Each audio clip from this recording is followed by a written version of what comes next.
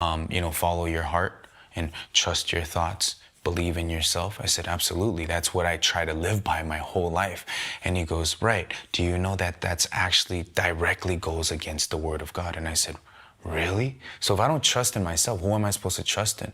And he goes, good question. Let's look at what your thoughts say.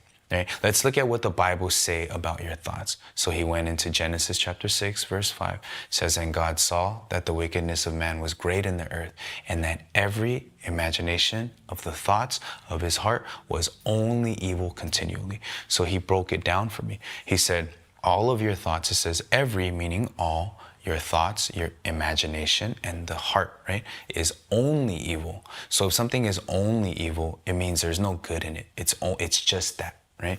And I'm like, okay, what God sees versus what you see, is it the same or is it different? I said, it's completely different, right? God is saying all of your thoughts are evil. All of your thoughts are, your heart is evil. Why? He's like, why do you think that is? So he pushed me to Romans chapter 7, verse 15. It says, for that which I do, I allow not. For what I would, that do I not. But what I hate, that I do. So he's saying here that for the things that you want to do, you don't do. Right? He said, did you want to shoot at people? Did you want to be in depression? Did you want to be lonely? Did you want to end up in heaven? And I was like, I'm in prison. And I said, no, of course not. He said, but why did you end up there?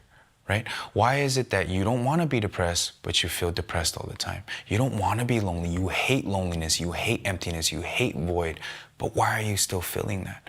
And I'm like, I don't know. Now then, it is no more I that do it, but the sin that dwells in me. So he asked me, Johnny, what is making you empty? Is it you, Johnny Chang, and your decisions? No, it's the sin inside of you, right? So he starts to break it down, and I'm like, oh, okay, that makes sense, right? And he says, it reiterates this 2 times. In 19, verse 19 and 20, it says literally the same thing, right? Verse 20 says, now, if I do that I would not, it is no more I that do it, but sin that dwells in me. So right there, he was able to put it into a perspective that you're doing things that you don't want to do, and that means it's not you who's doing it. Because if you did the things you wanted to do, like, for example, eating steak and lobster, you will not regret that.